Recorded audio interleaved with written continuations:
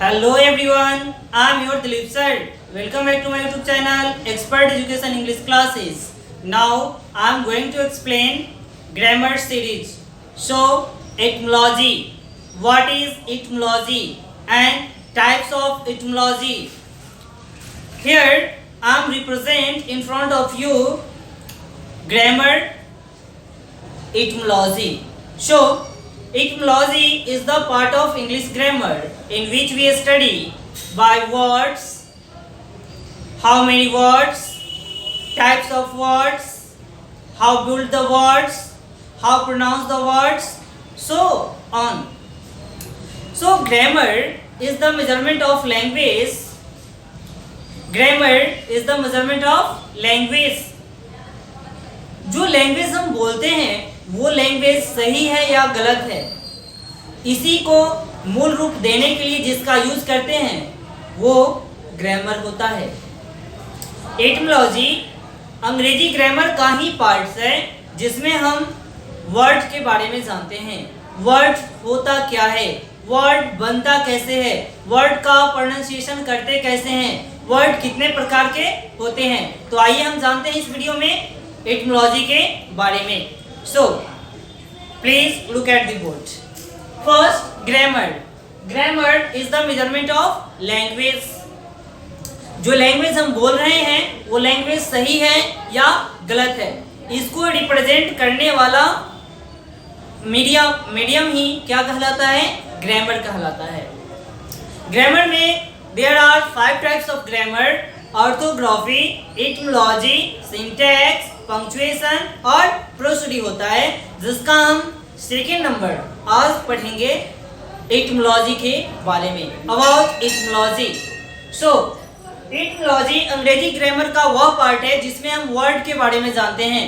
Word होता क्या है, वर्ड लिखते कैसे हैं, वर्ड को बोलते कैसे हैं, वर्ड कितने प्रकार के होते हैं, तो इसके बारे में हम अध्ययन करते हैं. फर्स्ट, वर्ड होता क्या है, एक्चुअली वर्ड है क्या. तो वर्ड जो है ग्रुप ऑफ लेटर्स होता है.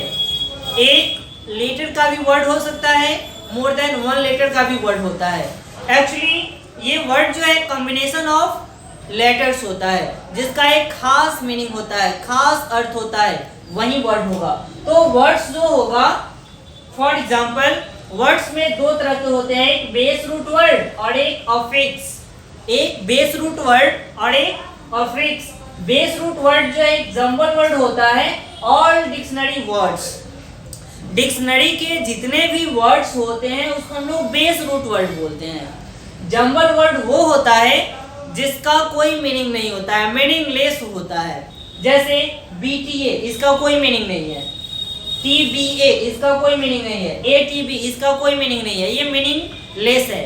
तो मीनिंगलेस जितने भी वर्ड होंगे, चाहे वो कॉम्बिनेशन ऑफ वर्ड ही क्यों नहीं हो, ग्रुप ऑफ लेटर है, कॉम्बिनेशन ऑफ लेटर है, बट इसका कोई मीनिंग नहीं है, तो ये वर्ड होते हुए भी वर्ड्स नहीं है, कॉज कि ये जंबल वर्ड कहलाते हैं जिसका कोई मीनिंग नहीं है. जिसका मीनिंग हो, जिसका एक अर्थ होता है, वो वर्ड्स कहलाते हैं. जैसे डिक्शनरी के जितने भी वर्ड्स होंगे उसका एक खास मीनिंग होगा, एक खास अर्थ होगा, इसलिए वो क्या कहलाएंगे, वर्ड्स. जैसे BAT, TAB, AT, ATC. Next आता है अफिक्स.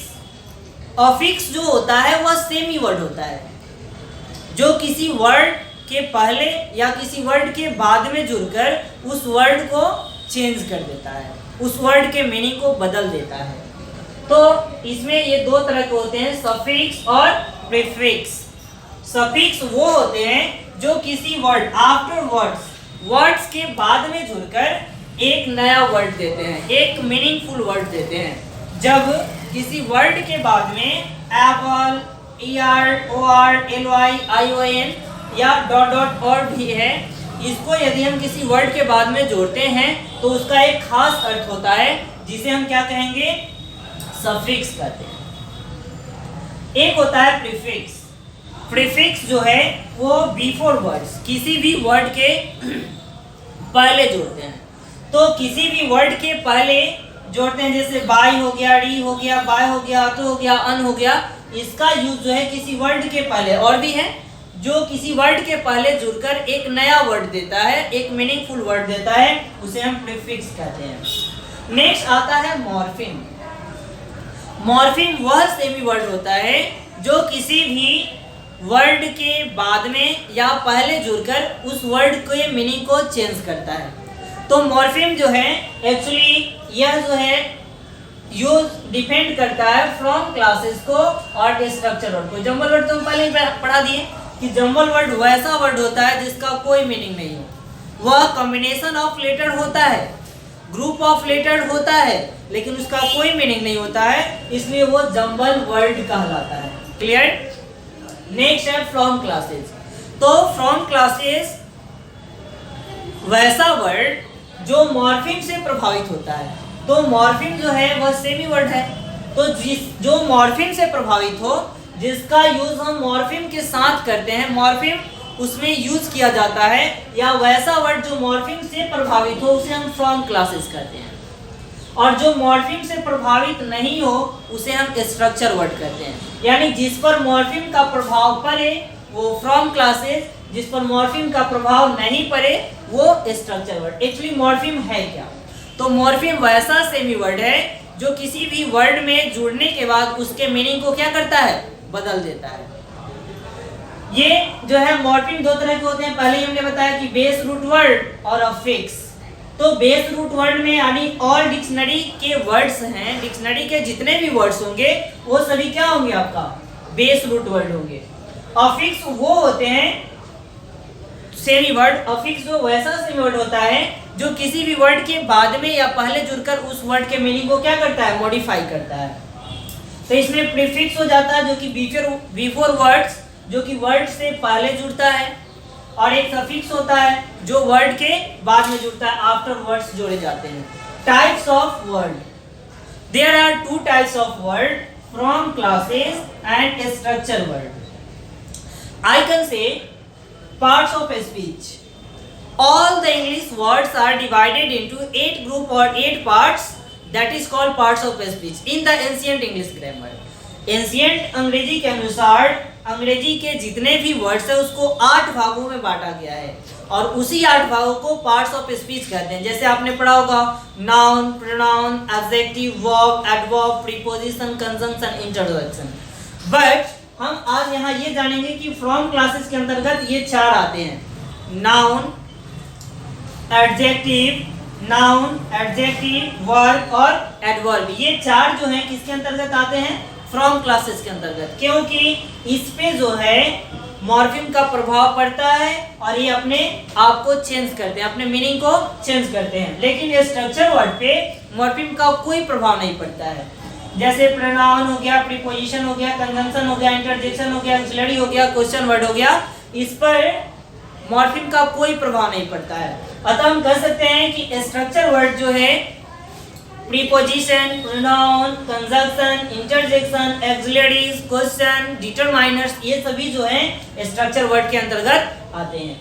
हम जानते हैं कि कैसे जो है मॉर्फिम का प्रभाव पड़ता है। जैसे बॉय यानी सिंगल लड़का कब होता है? लड़का कह रहे हैं, जैसे इसमें एस जोड़ दिए बॉयज हो गया, दैट मीन्स लड़के, यानी इसके मीनिंग को ऑलरेडी चेंज कर दिया गया। ये नाउन है, नाउन में यदि हम एस या एस जोड़ते हैं तो वो प्लूरल बनता है, यानी एक से ज्यादा हो जाता है। आप पहले ही पढ़े होंगे।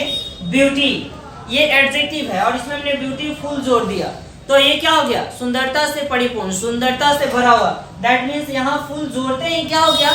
ये इस पर इम्पैक्ट पड़ रहा है, किसका? तो मॉर्फिम का। नेक्स्ट है गो। गो में जो है गोज, गो जो है वर्ब है, गो जो है प्लूरल होता है, जैसे ये जुड़ जाता है तो सिंगुलर बन जाता है, तो इस पे भी पढ़ रहा है। लव, लव माने होता है प्यार एक्चुअली, और यहाँ लवली यानी प्यारा, तो दैट मीन्स ये आपका एडवर्ब के रूप में यूज किए जाते हैं। सो हमारे समझ से कि आप इसको बहुत अच्छे तरीके से समझ पाए होंगे। I hope you got it.